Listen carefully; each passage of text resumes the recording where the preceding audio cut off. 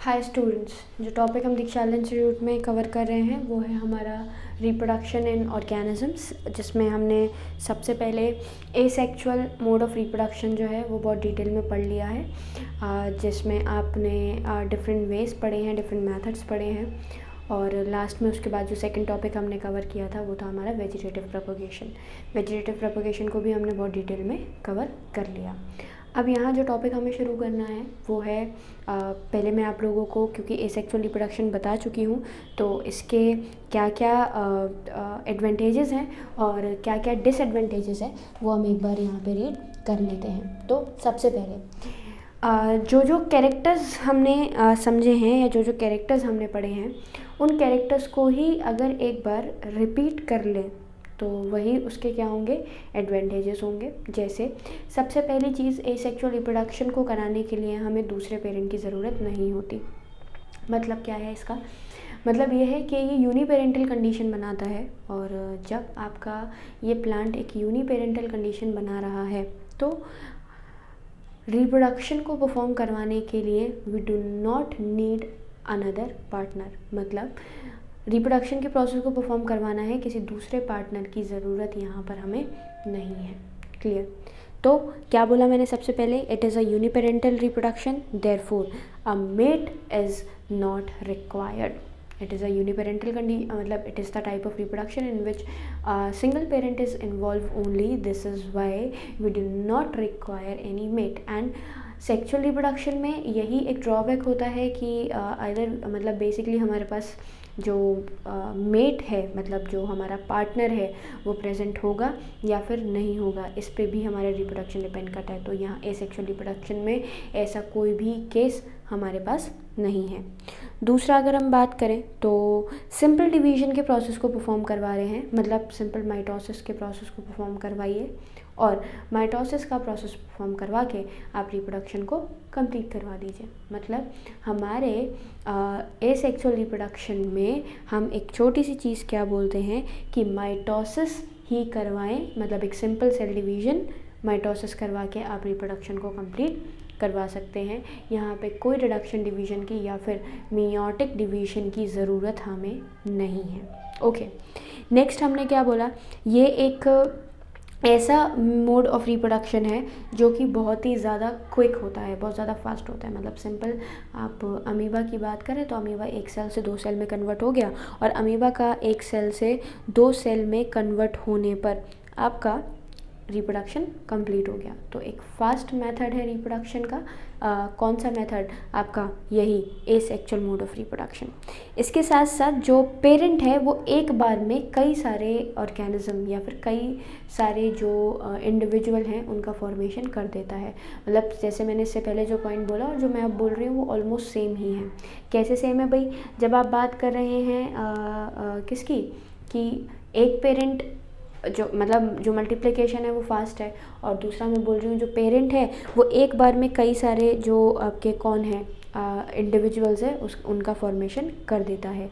तो मतलब यहाँ पे डायरेक्टली और इनडायरेक्टली किससे ही है, हमारे रैपिड मल्टीप्लिकेशन से ही है। और आपका लास्ट पॉइंट जो हम बार बार समझ रहे हैं और बहुत बार पढ़ भी चुके हैं वो क्या है, वो ये है कि जो पेरेंट से जो मेंबर बन रहा है वो आइडेंटिकल है। आइडेंटिकल का मतलब ये है कि जितना मेंबर बनेगा वो पूरा का पूरा मेंबर आपके बिल्कुल मतलब पेरेंट से सिमिलर होगा। मतलब the individual which is formed, जो इंडिविजुअल आपका बना है वो इंडिविजुअल बिल्कुल किसके जैसा होना चाहिए, हमारे बच्चे मतलब होता है तो हमारे पेरेंट जैसा ही होता है। मतलब कोई वेरिएशन जो है वो देखने को नहीं मिलते हैं, इट इज़ अ ड्रॉबैक, लेकिन जेनेटिकली सिमिलर होता है। मतलब जो एक कैरेक्टरिस्टिक फीचर किसी मेंबर में अगर प्रेजेंट है तो वो लाइफ में एज इट इज़ आगे बढ़ता जाएगा, कोई चेंज उसके अंदर नहीं होगा।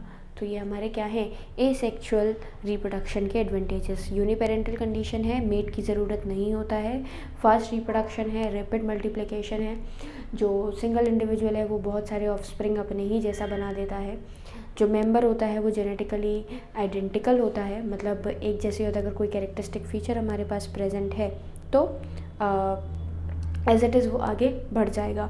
और 5वां पॉइंट मैंने आप लोगों को बताया था कि सिंपल डिवीजन के थ्रू डिवाइड करते हैं, जिसको हम माइटोटिक डिवीजन भी कहते हैं। क्लियर।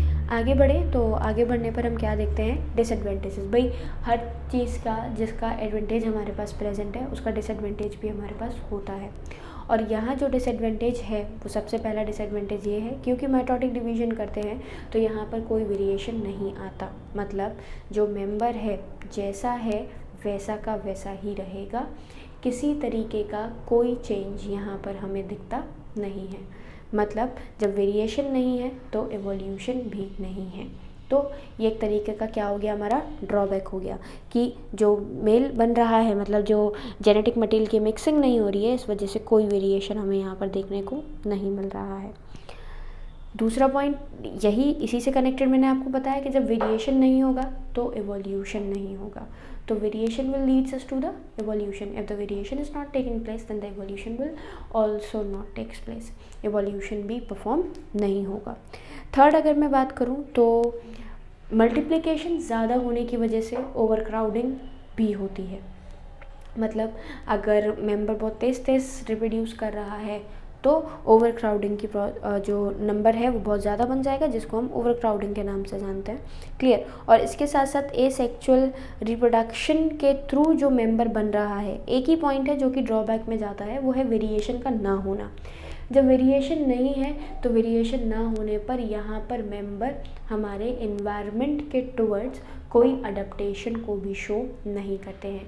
तो अडप्टेशन भी शो नहीं किया जा रहा है, इसका मतलब यहाँ पर क्या हो गया कि ये जो मेंबर हैं हमारे किसके, हमारे सिंपल सेक्सुअल एसेक्सुअल रिप्रोडक्शन के, ये मेंबर किसी तरीके के वेरिएशन को, किसी तरीके के चेंजेस को शो नहीं करते।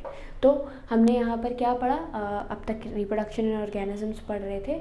तो इन रिप्रोडक्शन इन ऑर्गेनिजम्स में आप लोगों ने हमारा क्या क्या फ़ायदे हैं और क्या क्या नुकसान हैं ये हमने यहाँ पर समझ लिए, मतलब advantages as well as disadvantages. अब सबसे इम्पॉर्टेंट काइंड ऑफ रिप्रोडक्शन या फिर एडवांस टाइप ऑफ रिप्रोडक्शन जो अब यहाँ पर हमें पढ़ना है, एसेक्सुअल रिप्रोडक्शन पूरी तरीके से यहाँ ख़त्म हो गया। अब इन फ्यूचर हम कहीं पे भी एसेक्सुअल रिप्रोडक्शन का जिक्र नहीं करेंगे। जितना किया था वो 11th में किया था, जैसे प्लांट किंगडम में थोड़ा थोड़ा फिजियोलॉजी से भी कनेक्टेड पढ़ लेते थे, लेकिन अब इन फ्यूचर 12th में हमें कहीं भी एसेक्सुअल रिप्रोडक्शन के बारे में नहीं पढ़ना। अब नया रिप्रोडक्शन या फिर एक एडवांस काइंड ऑफ रिप्रोडक्शन शुरू हुआ, जिसको हम क्या कहते हैं, सेक्सुअल मोड ऑफ रिप्रोडक्शन कहते हैं। और जब भी आप सेक्सुअल मोड ऑफ रिप्रोडक्शन को बताते हैं या एक्सप्लेन करते हैं, तो ये वो रिप्रोडक्शन है जिसमें हमें 2 पेरेंट की ज़रूरत होती है। या फिर अगर मैं सिंपल सेक्सुअल रिप्रोडक्शन को एक्सप्लेन करूँ तो it is the process of development of new individual through the formation of gamete and fusion of that gamete. मैंने क्या बोला, I am repeating again, it is the process of development of the new individual through the formation of gametes and the fusion of that gametes. तो sexual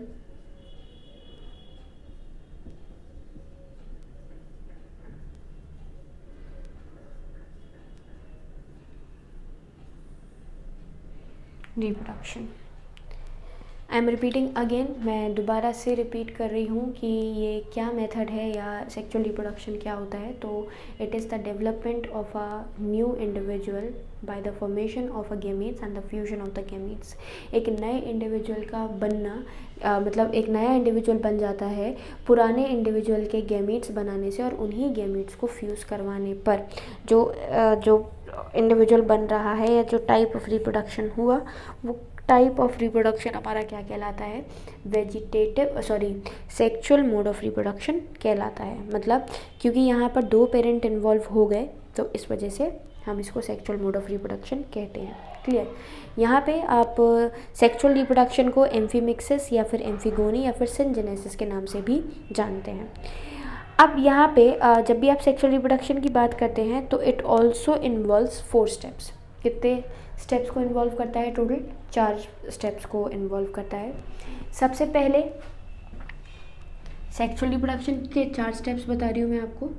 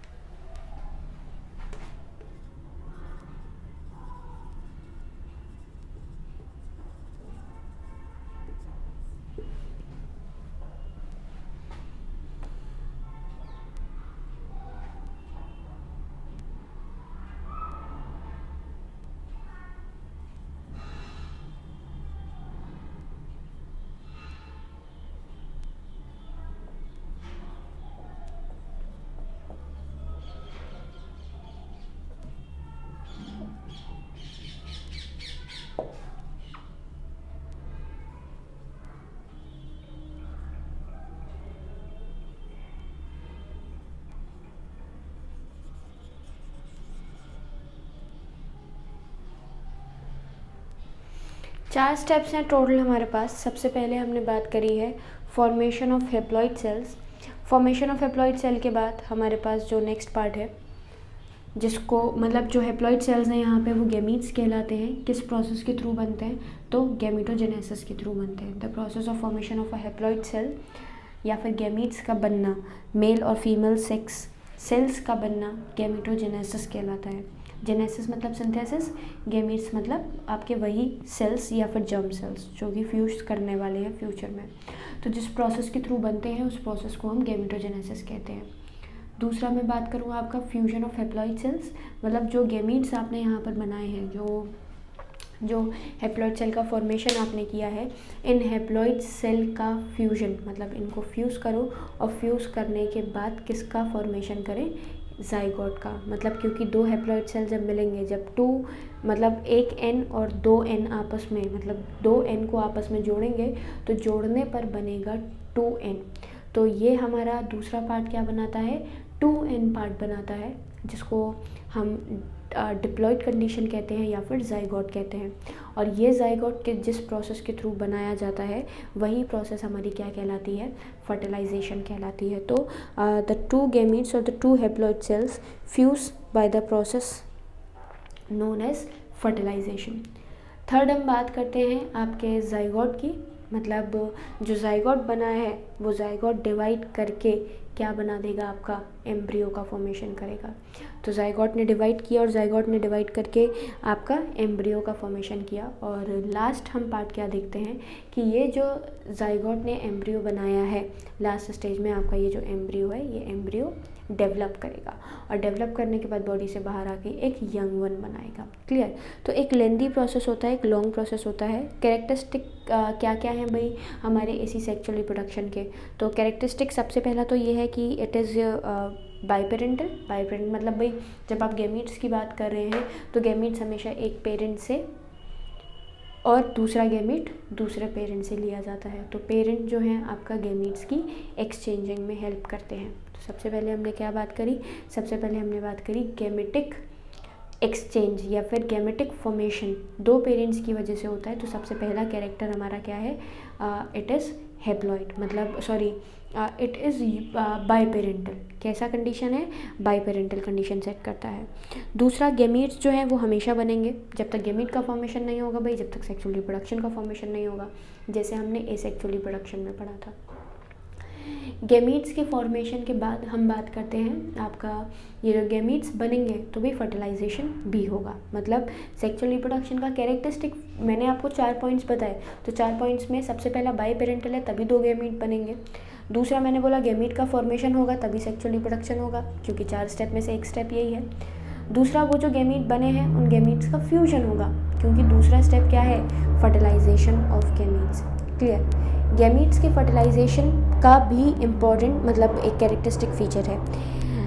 अब यहाँ पे जैसे asexual reproduction में सिर्फ माइटोसिस होती थी, यहाँ पर सिर्फ माइटोसिस नहीं होती है बल्कि मेयोटिक डिवीजन भी होता है। मतलब यहाँ पे हम 2 तरीके के सेल डिवीजन देखते हैं। एक तो आपका माइटोटिक सेल डिवीजन और दूसरा हमारा मेयोटिक सेल डिवीजन। मतलब एक इक्वेशनल डिवीजन भी परफॉर्म करवाया जाता है और रिडक्शन डिवीजन भी परफॉर्म करवाया जाता है। क्लियर? इसके बाद नेक्स्ट जो मल्टीप्लिकेशन है, कैरेक्टरिस्टिक फीचर ही है ये भी जो मैं आपको बोल रही हूँ, क्या कि जो मल्टीप्लिकेशन है that is not so very fast, बहुत ही स्लो प्रोसेस है और आराम से होता है। जैसे अगर मैं एक ह्यूमन की ही बात करूँ तो it took total 9 month to reproduce. मतलब एक नया मेंबर बनाने के लिए, एक नया ऑर्गेनिज्म बनाने के लिए हमें टोटल एक बेसिक 9 महीने की ज़रूरत होती है। मतलब 9 मंथ में एक इंडिविजुअल जो है वो बन के तैयार होगा। तो एक स्लो प्रोसेस है और एक बहुत ही ज़्यादा लेंदी प्रोसेस है, सिंपल कह सकते हैं। क्लियर? क्योंकि कई सारे स्टेप्स यहाँ पर इन्वॉल्व हैं। यही रीज़न है हमारा जिसको हम मतलब सेक्सुअल रिप्रोडक्शन के कैरेक्टरिस्टिक फीचर में ये सारी चीज़ें हम पढ़ रहे हैं। सबसे पहले यूनिपेरेंटल कंडीशन पढ़ी। यूनिपेरेंटल कंडीशन के बाद मैंने आप लोगों को बोला कि ये जो मेंबर्स हैं ये मेंबर हमारे क्या करते हैं? गैमीट्स का फॉर्मेशन करते हैं, गैमीट्स का फ्यूजन करते हैं, मेयोटिक माइटोटिक डिवीजन दोनों करते हैं। हाँ, मल्टीप्लिकेशन बहुत ज़्यादा फास्ट नहीं होता, मल्टीप्लिकेशन बहुत ही स्लो है, ज़्यादा कोई भाग दौड़ नहीं होती, इजी प्रोसेस है, मतलब सिंपल प्रोसेस है। इसके बाद नेक्स्ट बात करें तो जो एसेक्सुअल रिप्रोडक्शन है, इसमें जो पेरेंट बनता है वो जेनेटिकली आइडेंटिकल नहीं होता, बल्कि जेनेटिकली वेरिएट करता है। इसकी वजह से एवोल्यूशन जो है वो यहाँ पर हमें देखने को मिलता है। तो जब भी आप एवोल्यूशन की बात करें तो evolution has been takes place in the environment because of the presence of the sexual reproduction. Sexual reproduction होने की वजह से ही हमारा क्या होता है, एक जो पार्ट बोले सिंपल किस चीज़ का, सेक्सुअल रिप्रोडक्शन का, वो परफॉर्म करवाया जाता है। क्लियर। अब नेक्स्ट पार्ट है कि भाई जब भी आप सेक्सुअल रिप्रोडक्शन परफॉर्म करवा रहे हैं तो ये सेक्सुअल रिप्रोडक्शन का ओरिजिन कहाँ से हुआ है, मतलब कौन से मेंबर ऐसे हैं जिन्होंने रिप्रोडक्शन के प्रोसेस को परफॉर्म करवाना शुरू किया था। तो प्रोटिस्टा से एक प्रॉपर सेक्सुअल रिप्रोडक्शन हमें देखने को मिलता है। लेकिन उससे पहले अगर हम मोनेरा की बात करें तो कंजुगेशन के प्रोसेस के थ्रू ये मेंबर्स जो हैं वो रिजुविनेट होते हैं, रिप्रोड्यूस नहीं होते हैं। क्लियर। नेक्स्ट हमारा अकरेंस, मतलब सेक्सुअल रिप्रोडक्शन आपको कहाँ कहाँ मिल जाएगा, तो लॉजिकल सी चीज़ है भाई, ऑलमोस्ट जितने प्लांट्स हैं, जितने एनिमल्स हैं, they all reproduce through the sexual reproduction. और हमने फंजाई में, प्रोटिस्टा में भी सेक्सुअल रिप्रोडक्शन के बारे में पढ़ा है। क्लियर। अब टाइप्स की बात करें तो आपका जो सेक्सुअल रिप्रोडक्शन है ये दो तरीके का होता है, एक तो सिंगेमी होती है और एक कंजुगेशन होता है। सिंगेमी मतलब दो गैमीट्स का फ्यूजन। अब ये जो गैमीट्स का फ्यूजन है ये इंटरनल टू द बॉडी भी हो सकता है और एक्सटर्नल टू द बॉडी भी हो सकता है, मतलब इंटरनल फर्टिलाइजेशन या फिर एक्सटर्नल फर्टिलाइजेशन। क्लियर। तो सिंगेमी का मतलब फ्यूजन है, अब वो फ्यूजन या तो बाहर हो या फिर अंदर हो। कंजुगेशन में हम क्या पढ़ते हैं, कंजुगेशन में हम सिर्फ इतना पढ़ते हैं कि two members will come in the contact with each other, दो मेंबर एक दूसरे के साथ एक दूसरे के कांटेक्ट में आएंगे और इनके कांटेक्ट में आने पर एक नया इंडिविजुअल जो है वो फॉर्म कर दिया जाएगा। तो सिंगेमी से पढ़ें तो इट इज़ अ कंप्लीट और permanent fusion of the male and the female gamete to form the zygote. Zygote बनाने के लिए एक मेल और एक फीमेल गैमीट की जो ज़रूरत है वही हमारी क्या बनाती है, जाइगोट का फॉर्मेशन करती है। एंडोगेमी मतलब fusion of male and female gamete of the same parent, मतलब इसको हम सेल्फ फर्टिलाइजेशन भी कहते हैं। और एक्सोगेमी की बात करें तो it is the fusion of the gametes, male and female gamete from the different body, जो कि आपका क्रॉस फर्टिलाइजेशन भी कहलाता है। कुछ मेंबर्स हमारे पास हर्माफ्रोडाइट होते हैं। हर्माफ्रोडाइट का मतलब जिसमें मेल और फीमेल सेक्स दोनों मिलेंगे। तो ये मेंबर्स भी हमारे क्या परफॉर्म करते हैं, ये मेंबर्स भी हमारे सिंपल हम कह सकते हैं एंडोगेमी को या एक्सोगेमी को, मतलब क्रॉस फर्टिलाइजेशन को परफॉर्म कर देते हैं। जैसे अर्थवॉर्म की बात करी थी तो अर्थवॉर्म में मेल और फीमेल गैमीट्स दोनों प्रेजेंट हैं, लेकिन दोनों मेल और फीमेल प्रेजेंट होने के बावजूद ये मेंबर्स आपका एक प्रॉपर रिप्रोडक्शन के प्रोसेस को परफॉर्म कर सकते हैं। क्लियर। अब नेक्स्ट हमने बात करी आपकी किसकी, जब भी आप ये तो हमारे टाइप्स थे। अब एडवांटेजेस क्या है सेक्सुअल रिप्रोडक्शन का, तो जो डिसएडवांटेजेस थे ए सेक्सुअल के वही एडवांटेजेस हैं हमारे सेक्सुअल के, और जो एडवांटेजेस थे ए सेक्सुअल के वो डिसएडवांटेजेस हैं हमारे सेक्सुअल के। सबसे पहली चीज़, advantage of sexual reproduction is that it will leads us to the variation. भाई सेक्सुअल रिप्रोडक्शन मियोटिक डिवीजन करवाता है, और जब मियोटिक डिवीजन होता है तो मियोटिक डिवीजन का मतलब है कि वेरिएशन होगा। और जब सेक्सुअल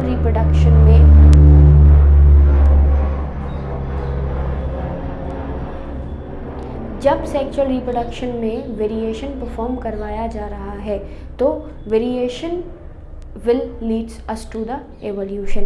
वेरिएशन हमें कहाँ तक ले जाएगा, वेरिएशन हमें एवोल्यूशन तक ले जाएगा। तो जब भी आप बात करते हैं आपके सिंपल रिप्रोडक्शन की, तो रिप्रोडक्शन में हम मतलब जो भी आप सेक्सुअल रिप्रोडक्शन की बात करें तो मियोटिक डिवीजन वेरिएशन लाएगा और वेरिएशन एवोल्यूशन को परफॉर्म करने के लिए रिस्पॉन्सिबल होता है। क्लियर। नेक्स्ट हम बात करते हैं अडेप्टेशन की, और जैसे मैंने थर्ड पॉइंट आपका एसेक्सुअल रिप्रोडक्शन में ही बोला था कि हमारे जो एसेक्सुअल मेंबर्स हैं, जो एसेक्सुअली रिप्रोड्यूस कर रहे हैं, ये मेंबर्स एनवायरनमेंट में अडेप्टेशंस को शो नहीं कर पाते। जब इन्वायरमेंट में अडेप्टेशन शो नहीं हो रहा है तो उस कंडीशन में आपका सर्वाइवल बेटर नहीं हो पाता। लेकिन जब भी आप यहाँ पे इन मेंबर्स की बात करते हैं, किनकी, जो सेक्सुअली रिप्रोड्यूस कर रहे हैं, ये अडेप्टेबिलिटी को शो करते हैं। और जो अडेप्टेबिलिटी शो हो रही है, ये अडेप्टेबिलिटी इन्वायरमेंट में इजीली इनको सर्वाइव करने के लिए एक पावर जो है वो प्रोवाइड कर देती है। क्लियर। नेक्स्ट हम बात करते हैं आपकी एक तो विगर और एक वाइटलिटी। मतलब जब जेनेटिकल रिकॉम्बिनेशन होगा तो जेनेटिकल रिकॉम्बिनेशन होने की वजह से, जीन्स में चेंज होने की वजह से आपके जो मेंबर्स हैं वो बहुत ज़्यादा पावरफुल होते हैं, बहुत ज़्यादा एक्टिव भी होते हैं। क्लियर। तो ये एडवांटेजेस हैं। डिसएडवांटेजेस की बात करें तो भाई बाई पेरेंटल है तो हमें मेट की ज़रूरत है। अगर हमारा मेल पार्टनर या फीमेल पार्टनर एट प्रेजेंट हमारे पास प्रेजेंट नहीं है तो उस कंडीशन में हम क्या नहीं कर सकते, सेक्सुअल रिप्रोडक्शन को परफॉर्म नहीं कर सकते। सेक्सुअल रिप्रोडक्शन को परफॉर्म करने के लिए दूसरा इम्पॉर्टेंट मतलब एक जो ड्रॉबैक है हमारे पास वो ये है कि बहुत ही स्लो प्रोसेस है। Like it took 9 month to have a human baby. मतलब एक ह्यूमन बेबी लेने मतलब अगर आपको चाहिए तो आपको उसके लिए 9 मंथ कंप्लीट एक पूरे प्रोसेस को परफॉर्म करना पड़ेगा। तो एक स्लो प्रोसेस है, बहुत ही धीरे लेट होता है। इसके साथ साथ फर्टिलाइजेशन की भी बात करें तो एक चांस ऑफ फैक्टर है। भाई जैसे आप एक्सटर्नल फर्टिलाइजेशन की बात कर रहे हैं, हमने क्रॉस फर्टिलाइजेशन की बात करी, तो गैमीट को एक जगह से दूसरी जगह पर मूव करना है। और जब गैमीट को एक जगह से दूसरी जगह पर मूव करना है तो ज़रूरी नहीं है कि जो मेल गैमीट है वो फीमेल तक इजीली पहुंच जाए या फीमेल उसको मिल जाए, फीमेल को मेल मिल जाए, ये नेसेसिटी नहीं है, मतलब ये ज़रूरी नहीं है।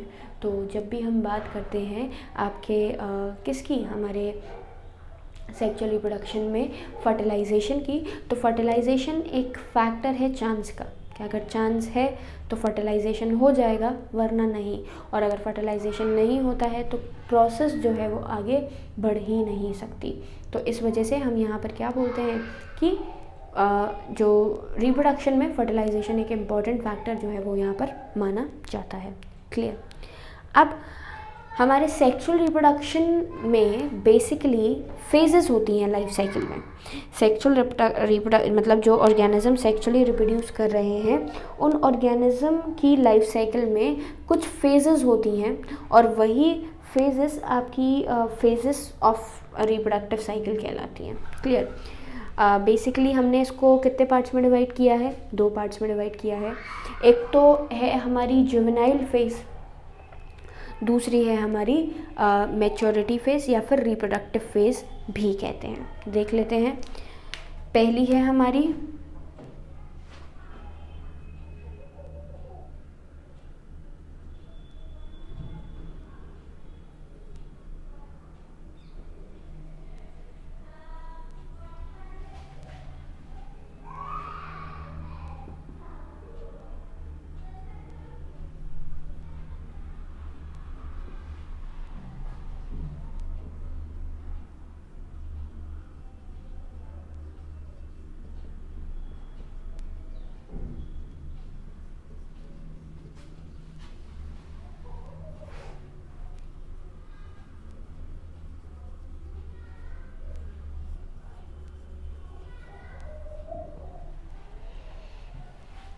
डेवलपमेंट। मतलब बेसिकली जब भी आप लाइफ साइकिल की बात करते हैं, रिप्रोडक्शन में कितने स्टेजेस होते हैं, तो हमारे पास 2 स्टेजेस हैं। एक तो जुवेनाइल फेज़ जिसको हम वेजिटेटिव फेज़ भी कहते हैं, और दूसरा फेज़ है हमारा मैच्योरिटी फेज़ जिसको हम रिप्रोडक्टिव फेज़ भी कहते हैं। तो दोनों में क्या डिफरेंस है? सबसे पहली चीज़, जुवेनाइल फेज़ हमारी वो फेज़ है जिसमें इंडिविजुअल जो है वो रिप्रोडक्शन को कराने के लिए जो ऑर्गन्स की ज़रूरत है, या फिर मैं सिंपल कह सकती हूँ कि रिप्रोडक्शन को कराने के लिए तैयारियाँ की जा रही हैं। मतलब ऑर्गन्स का डेवलपमेंट जिस फेज़ में होता है कि भाई आप या फिर सेक्सुअल रिप्रोडक्शन को परफॉर्म करवाने के लिए आप अपनी बॉडी में जो एक्टिविटी सेट कर रहे हैं, वही फेज़ हमारी जुवेनाइल फेज़ कहलाती है। और जिस फेज़ में आप प्रॉपर रिप्रोडक्शन के प्रोसेस को परफॉर्म करेंगे वो फेज़ हमारी मैच्योरिटी फेज़ या फिर रिप्रोडक्टिव फेज़ कहलाती है। तो juvenile phase is pre reproductive phase in the life cycle of an individual. Basically ये एक वो पीरियड है ग्रोथ का जो कि बर्थ से लेके इंडिविजुअल जब तक रिप्रोड्यूस करने के लिए केपेबल नहीं है, इंडिविजुअल जब तक रिप्रोड्यूस करने के लिए केपेबल नहीं है, मतलब मैं क्या बोल रही हूँ, ये पीरियड है ग्रोथ का। कब से कब तक का?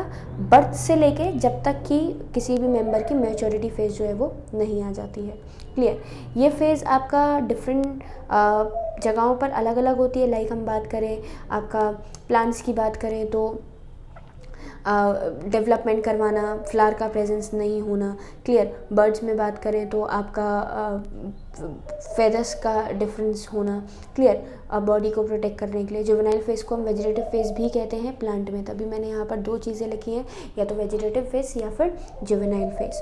और ये जो फेज़ है ये हर ऑर्गेनिज्म में एक अलग ड्यूरेशन शो करती है। जैसे अगर हम बात करें हमारे ह्यूमन बॉडी की तो 10 से 12 साल तक की एज हमारी जुवेनाइल फेज़ कहलाती है, जिस टाइम पर हम रिप्रोडक्शन को करने के लिए केपेबल नहीं होते हैं। क्लियर? थर्ड, अगर मैं बात करूँ रिप्रोडक्टिव फेज़ की, तो रिप्रोडक्टिव फेज़ को हम मैच्योरिटी फेज़ भी कहते हैं। कैसे मैच्योरिटी फेज़? मतलब वो फेज़ जिसके अंदर आपका जो मेंबर है वो रिप्रोड्यूस करने के लिए केपेबल है। Like the organism reproduce offspring during this phase, reproductive organ develop and mature during this period. और ह्यूमंस की बात करते हैं या फिर एनिमल्स की बात करते हैं तो वो पीरियड, वो एज हमारा क्या कहलाता है? प्यूबर्टी कहलाता है। क्लियर? मतलब जिस एज में ऑर्गेनिज्म रिप्रोड्यूस करना शुरू कर दे वो प्यूबर्टी होती है, और फिर जितना बार रिप्रोड्यूस करता जाएगा वो क्या कहलाएगी? हमारी रिप्रोडक्टिव फेज कहलाती है पूरी की पूरी। क्लियर? अब मतलब सेक्चुअली रिप्रोड्यूसिंग फ्लावर को हमने दो पार्ट्स में डिवाइड किया, एक तो मोनोकार्पिक प्लांट्स और दूसरे हैं हमारे पॉलीकार्पिक प्लांट। मोनोकार्पिक मतलब वो जो अपनी लाइफ में एक बार फ्लावरिंग करेंगे तो ऑब्वियसली एक बार फ्रूटिंग करेंगे, तो ये लाइफ में एक ही बार होता है। तो the plants flower only once in their life, after flowering they produce fruits and die. Flowering के बाद फ्रूटिंग होती है, फ्रूटिंग के बाद मर जाते हैं, यही कहलाते हैं मोनोकार्पिक। मोनोकार्पिक को भी हमने डिवाइड किया है कितने पार्ट्स में? 3 पार्ट्स में। एक तो एनुअल जो साल में एक बार ग्रो करेंगे, फ्लावरिंग करेंगे, फ्रूटिंग करेंगे और ख़त्म हो जाएंगे, ये एनुअल हुए। बाइनियल मतलब 2 साल में एक बार फ्लावरिंग करेंगे और ख़त्म हो जाएंगे। और पेरिनियल की बात करें तो एक पूरे मतलब जितनी भी एज की लाइफ है उस एज की लाइफ में हम पेरिनियल मोनोकार्पिक प्लांट की बात कर रहे हैं। मतलब अनयूजुअल फ्लावरिंग बिहेवियर को शो करता है। जैसे हम किसकी बात करें? एक एनसीईआरटी में हमारा एग्जाम्पल भी है, स्ट्रोबिलस कुंथियाना एक प्लांट का नाम है। ये पेरिनियल प्लांट होते हैं जो एक पैटर्न शो नहीं कर रहे हैं, एक लंबे समय के बाद फ्लावरिंग करते हैं और उसके बाद फिर एक लॉन्ग गैप को ले लेते हैं। जैसे स्ट्रोबिलस कुंथियाना एक आपका वही नीलर कुंजी करके नाम से हम जानते हैं, और ब्लू कलर के फ्लावर्स होते हैं, काफ़ी अट्रैक्टिव फ्लावर्स होते हैं। यही अट्रैक्टिव फ्लावर्स जो हैं ये वंस इन 12 ईयर्स 12 साल में एक बार फ्लावरिंग करता है स्ट्रोबिलस कुंथियाना। तो ये जो स्ट्रोबिलंथस कुंथियाना है 12 साल में एक बार मतलब फ्लावरिंग करता है हिली एरियाज़ में, या फिर हम केरला, कर्नाटका, तमिलनाडु इन सब की बात करें तो यहाँ पे जिस सीज़न में फ्लावरिंग होती है तो वो टूरिस्ट का एक पॉइंट ऑफ अट्रैक्शन भी होता है। क्लियर? नेक्स्ट हम बात करें पॉलीकार्पिक प्लांट्स की। तो पॉलीकार्पिक प्लांट्स जो हैं वो आपके एक बार फ्रूटिंग करने के बाद फ्लावरिंग करने के बाद फ्रूटिंग कर देंगे, फिर लाइफ में फिर फ्रूटिंग, फिर फ्लावरिंग, फिर फ्रूटिंग, फिर फ्लावरिंग। मतलब जो एक बार ना करते हुए बल्कि कई बार आपका फ्लावरिंग करता है, मतलब थ्रू आउट द ईयर चलती रहे और साल में एक बार दे, तो पेरिनियल मतलब वही पेरिनियल है तो रिपीटेड हर इंटरवल के बाद एक साल के बाद एक फ्लावरिंग दे रहे हैं, जैसे मैंगो है, गुआवा है, एक टाइम पीरियड पे। और कुछ प्लांट्स हमारे पास ऐसे होते हैं जो कि एवरी टाइम हमेशा, जैसे चाइना रोज़ वगैरह की बात करें तो हमेशा फ्लावरिंग करते रहते हैं। तो इन प्लांट्स को हम क्या कहते हैं? वही आपके पॉलीकार्पिक प्लांट्स कहते हैं। क्लियर? प्लांट्स के बेसिस पे तो हमने 2 पार्ट्स में डिवाइड कर दिया, मोनोकार्पिक और पॉलीकार्पिक। दूसरी अगर मैं बात करूँ आपका एनिमल ब्रीडिंग के बेसिस पे, तो एनिमल को भी हम 2 पार्ट्स में डिवाइड करते हैं। मतलब एनिमल एक पर्टिकुलर सीज़न में ब्रीड करेगा या फिर आपका हम सिंपल बात करें तो कभी भी लाइफ में ब्रीड करता रहे तो वो 2 बेसिस पे हैं। एक है सीजनल ब्रीडर जो एक पर्टिकुलर सीज़न में ही ब्रीडिंग के प्रोसेस को परफॉर्म करेंगे, और दूसरे हैं हमारे कंटिन्यूस ब्रीडर्स। कंटिन्यूस ब्रीडर्स हमारे वो ब्रीडर्स हैं जो कि साल भर कभी भी रिप्रोडक्शन की एक्टिविटी को परफॉर्म कर जाएं, वो होते हैं कंटिन्यूस ब्रीडर। सीजनल में एक पर्टिकुलर सीज़न में ही ब्रीडिंग होती है। बर्ड्स हैं, एम्फीबियंस हैं, कई सारे बर्ड्स और एम्फीबियंस में इसका एग्जाम्पल आता है जो एक ही सीज़न में ग्रो करेंगे। जैसे फ्रॉग है हमारा, एक सीज़न में ही ग्रो करता है, रेनी सीज़न की बात करते हैं। लेकिन अगर आप कंटिन्यूस ब्रीडर्स की बात कर रहे हैं तो ये वो ब्रीडर्स होते हैं जो कि फॉर द लाइफ टाइम, मतलब साल भर में किसी भी टाइम पे रिप्रोड्यूस कर जाते हैं। क्लियर। नेक्स्ट हम बात करते हैं आपकी इन्हीं कंटिन्यूस ब्रीडर्स के अंदर आपके कुछ ओवरीज के अंदर साइक्लिक चेंजेस होते हैं। वो साइक्लिक चेंज भी 2 पार्ट्स में डिवाइडेड है। अगर पिरामिड्स में है तो आपकी मेंस्ट्रुअल साइकिल चलती है, और अगर नॉन पिरामिड्स में है तो आपकी ईस्ट्रस साइकिल चलती है। Now what is the difference between the menstrual cycle and the oestrus cycle? पहली चीज़ मैं मेंस्ट्रुअल और ईस्ट्रस के नाम से ही समझाती हूँ आपको। सबसे पहला जो हमारा ईस्ट्रस साइकिल है, ईस्ट्रस साइकिल नॉन पिरामिड्स में ही होती है, और अगर मैं बात करूँ आपके मेंस्ट्रुअल साइकिल की तो मेंस्ट्रुअल साइकिल हमारी पिरामिड्स में ही होती है। पिरामिड्स मंकी हैं, एप्स हैं, ह्यूमंस हैं, और नॉन पिरामिड्स की बात करें तो कैट्स हैं, डॉग्स हैं, और यही आपके डियर्स हैं। ये सब हमारे नॉन पिरामिड्स में आते हैं। इसके साथ ईस्ट्रस साइकिल में आप कभी भी सेक्सुअल एक्टिविटी को, कॉपुलेशन को परफॉर्म नहीं करवाते। इन ऑर्गेनिजम्स में एक हीट पीरियड होता है, एक टाइम पीरियड होता है। उसी पीरियड को हम या तो हीट कहते हैं या फिर ईस्ट्रस कहते हैं। ये किसी भी मेंबर में 12 से 14 घंटे का, 14 से मतलब काऊ की बात करें तो 12 से 24 घंटे का होता है। इस पीरियड में ही आपका पैसिव पीरियड कहलाता है। और अगर हम बात करें मेंस्ट्रुअल साइकिल की तो मेंस्ट्रुअल साइकिल में मेंस्ट्रुअल फेज, प्रोलिफरेटिव फेज और सेक्सुअल फेजेस, मतलब अलग अलग फेजेस प्रेजेंट होती हैं। इस साइकिल में सिर्फ एक हीट पीरियड होता है जो कि जैसे काऊ में 12 से 14 घंटे का होता है। क्लियर। यहाँ पे हम बात करें जो ब्लड फ्लोज है एंडोमेट्रियल लाइनिंग से, जो ब्लड है वो फ्लो एक पीरियड में करता है, मेंस्ट्रुअल फ्लो जिसको हम कहते हैं। ईस्ट्रस साइकिल में कोई ब्लड फ्लो नहीं होता। तीसरा पॉइंट अगर मैं बात करूं तो एंडोमेट्रियम की लाइंस जो हैं वो डीजेनरेट करके और मेंस्ट्रुअल फ्लो के फॉर्म में बाहर आ जाती हैं, ब्लड के फॉर्म में। लेकिन अगर हम ईस्ट्रस साइकिल की बात करें तो ईस्ट्रस साइकिल में एंडोमेट्रियम की वॉल डीजेनरेट होके मेंस्ट्रुअल फ्लो, मतलब ईस्ट्रस फ्लो नहीं करती हैं बल्कि रीएब्जॉर्ब करवा दी जाती हैं। क्लियर।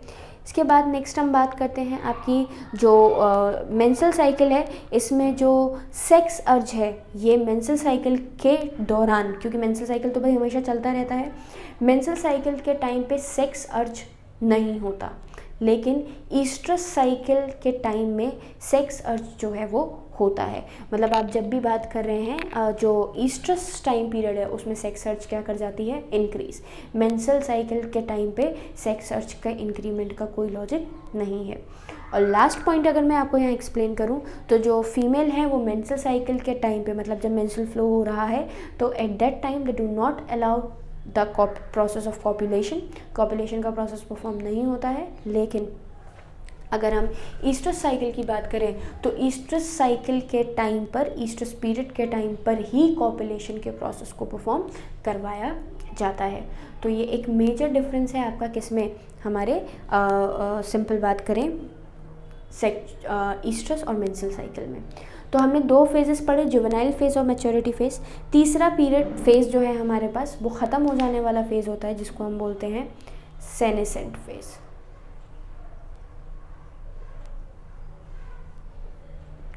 सेनेसेंट फेज हमारा वो फेज है जिसमें हमारे जो रिप्रोडक्टिव ऑर्गन्स होते हैं वो डिजेनरेट करना शुरू कर जाते हैं और धीरे धीरे ख़त्म होने के बाद अब अल्टीमेट जो है ऑर्गेनिज्म का वो क्या होगा, डेथ होगा। Clear.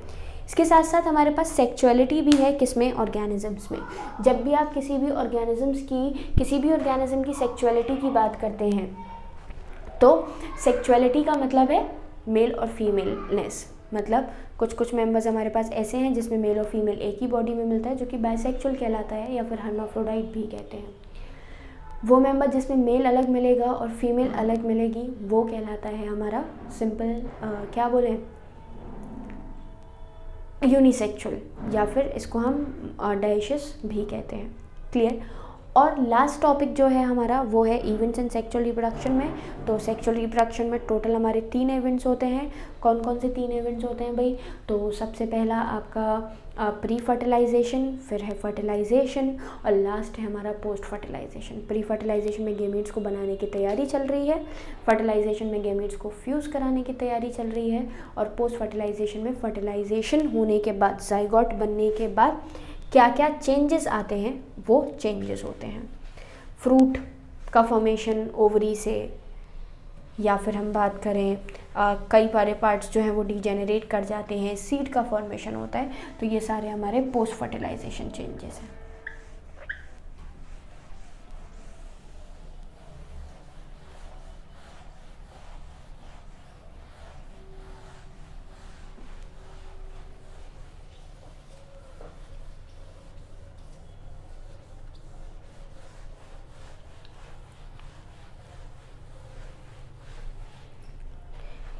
Pre fertilisation, post fertilisation, और आप सिंपल फर्टिलाइजेशन की बात करें तो ये सारे पार्ट को हम बहुत ज़्यादा डिटेल में सेक्सुअल रिप्रोडक्शन में स्टडी करने वाले हैं। तो यहाँ पर मैं ना भी समझाऊँ तो कोई फ़र्क नहीं पड़ेगा, क्योंकि यही सारे इवेंट्स हमें सेक्सुअल रिप्रोडक्शन में बहुत डिटेल में स्टडी करने हैं। तो ये पूरा का पूरा पार्ट आपका क्या था?